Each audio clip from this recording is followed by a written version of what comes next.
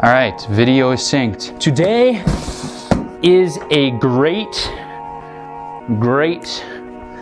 day because this came in and I cannot be more excited. Boxing Day, I decided to make a big purchase. I ordered the Sigma 150 to 600 millimeter lens. This is a big lens. It was not cheap at all, but I'm excited to use it. I hope to go out today and see if I can catch some deer and some birds, maybe an owl on the river bottom. We'll see, but pretty much this is just an unboxing video. You guys get to watch me geek out about a stupid little lens, or a stupid big lens, I should say. So let's just get right into it. This lens is like a secondary option over the Sony 200 to 600 millimeter lens. A bit more budget friendly. It's external zoom, unlike the Sony. The Sony is internal zoom, so people are a little bit scared of the weather sealing on this lens, which it does still have good weather sealing, but it being external zoom, it extends. There's more chance for dust and whatnot to get inside the lens. I'm Dutch, so I like saving money, so I didn't really care. Look at that. This is actually pretty funny. Sigma sent me some Lindor chocolates for Christmas, I guess, maybe. I don't know. Happy New Year, Sigma. Thank you very much. Here it is, packing paper. This is a big box. You also get a lot of accessories with the Sigma lens, if I'm not mistaken. Oh yeah, look at that. The Sigma 150 to 600 millimeter. Am I ever excited? I'm just 7 years of warranty. Cool. Filter thread size is 95 millimeters. It is a beefy lens. This is the sports model. I forget what the difference is, but if I'm not mistaken, like this is a full OSS lens, so it's got image stabilization built in. Oh, and there goes one of my lights. Give me 1 second. Where is the remote for that? What the crap? Okay, cool. We are back to the lens. So first off, open it up. There's a blue paper. Amazing. Great quality paper is what I would say. Some warranty information. I see the bag here. Don't really know the best way to open this. I'm gonna be careful because again, this lens is worth $1,800. So I wanna be very careful with it. Pretty impressive packaging. This is the bag for just a camera lens. It's bigger than my camera bag. Like, it's actually ridiculous. Here we have a strap. This is designed, again, just for the lens because that'll weigh more than the camera itself. Here we've got the lens cap that Sigma gives with their lenses. Again, 95 millimeters. Look how big that thing is. To put it beside my camera, this is the Sony a7 III. Look at the size difference. Oh my goodness. All right, and here it comes. We get to open the bag and see the lens for the first time. Can you see how excited I am? Woo, baby. We got some nice foam packaging in here. I don't know if that's supposed to stay in there. With the lens. Oh, this thing is quite heavy. Oh, we'll put that bag there. Pull off the plastic. And here's the lens. Beautiful, majestic, and quite heavy. The Sigma does send a nice cover for the lens as well as the lens cap. Man, do you guys see the size of this thing, dude? And again, this is not extended. Unlock it to loose, I think. All right, so that's the lens fully extended. It's 150 millimeters to 600 millimeters. Look at that thing, just beefy. But it's actually smaller than some of the other lenses, especially in its retracted form. Look at that thing, dude. Boom, whoa. Pretty wild, I'm pretty stoked about it. Okay, so we're at 600 millimeters here, tracked it all the way to 150. Yeah, let's put it on my camera. Do a first quick impression of just zooming wherever in my house here. I am gonna hopefully go out later today to see if I can find some wildlife to take some pictures of, and I'll include that in this video as well. I don't know the best way to do this. For all the camera nerds out there, I'm sorry if I'm doing this wrong. I am an amateur. Is it easier to do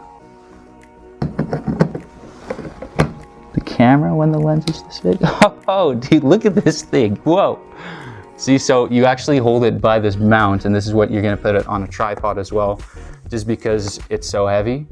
But this thing is just beefy. I'm gonna turn on the camera, and now we can see this clarity here. The other thing that's quite impressive with this lens is it's got a pretty decent minimum focus range. Like right now, I'm zoomed in right on the camera, just with the camera in frame, and it's perfectly in focus, which is pretty neat. Man, this thing is just, I mean, I should have expected a heavy lens, but wow. We're gonna run over some of the features here. I haven't been looking at the camera at all. I feel like I'm just amazed by this lens. Gonna run over some of the features here, but before I do that, I'm gonna pop one of the Lindors, also the best flavor, thank you Sigma. It actually might be from the camera store that I ordered it from. Probably not Sigma, now I'm thinking of it, but Lindor chocolates are good. Right on the side of the lens here, you have a couple switches. So you have your autofocus switch. You can switch that to manual focus just on the lens itself. Super easy, super simple. Again, I'm sort of an amateur. I think this switch here is your minimum focus ranges, so 10 meters or 10 meters to infinite. I think, again, correct me if I'm wrong in the comments there. You have your different video or photo stabilizations here for your OS. So you have off, setting 1 and setting 2. Again, I used to know what they were when I first ordered the lens, but it took a while to come in, so I don't actually know what that does. And then you have your custom buttons there at the bottom. On further up the lens here, you have there's L and T and S. 1 stands for lock. When you switch this over to lock, the lens itself is stuck, so I can't zoom in and out. This is just the length it's at. That's really handy when you don't want to change your lengths and don't want to actually bump your camera and be further out from what you're shooting. The second mode here is tight. So tight is it's pretty hard to turn. It's still doable, but it's just gonna be a little bit harder to zoom in and out. It keeps it locked. And then when you hold the camera upside down, there's no slippage. So if you want to shoot at a certain length, this is also sweet mode, because if you're moving around, you're not going to accidentally zoom in and out from the camera because it's in that tight mode. And lastly, there's S. S stands for, I don't even know what S stands for. It's the other mode and it's the loose mode. So if I were to hold the camera upside down, it extends automatically. This is going to be when you need to make a lot of different dynamic shots, zoom in and out a little bit faster, have more control over the camera. But again, there's slippage, so if you are traveling or using your camera and have it in a bag, you'd either want to put it on tight, probably preferably lock, but those are the different modes there. You have a knob on the top here as well. This knob, if we loosen that up, this just lets you rotate the mount all the way over to the side, so then you can put your camera in portrait mode rather than landscape mode. There's a nice little click when you get to each increment. You can put it in between as well, but that click is pretty handy, so you know exactly if you're level and you're actually in landscape mode and not a few degrees off. A regular mount, I remember the other videos I talked about different types of mounts, but this is a good mount because it fits with every tripod thread. So you can just mount it there on a monopod or on a tripod. Yeah, again, just a beautiful, beautiful lens. Compared to my head, look at that thing. Whoa. That's pretty sweet if you ask me. Just phenomenal, phenomenal, phenomenal lens. I am super excited to take this out. This lens got an aperture of 5 to 6.3. When you're at 150, you can go as low of an f-stop as 5, or if you're up at 600 millimeters, you're at 6.3, which isn't the best of the best for low light, but it's gonna work just fine, especially with a full frame sensor like the A7 III. You can just bump up your ISO and you'll probably be all right. Couple things about this as well.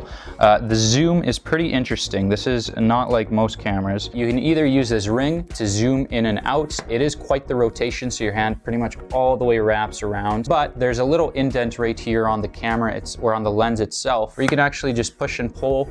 I've never used that on any lens, but it might be pretty handy. It might be a little bit more usable than having to twist your hand, because it is a lot of a turn to get your hand all the way around. You have your manual focus ring that I forgot to mention. The nice thing about this is the rubber feels really nice. It's really grippy. Nice thing about the lens hood here is it's actually got a rubber coating right on the tip here. So if you hit it into anything or anything like that, you're not gonna scuff up or break this lens hood. It's just gonna take that blow a little bit better. Yeah, this is what product review videos look like with me.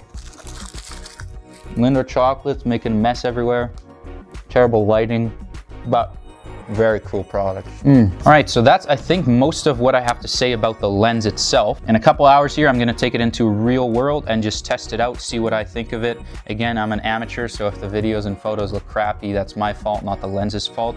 But we'll go take a look, see if we can spot some wildlife, test it out. I'm pretty excited, so see you there. Boom!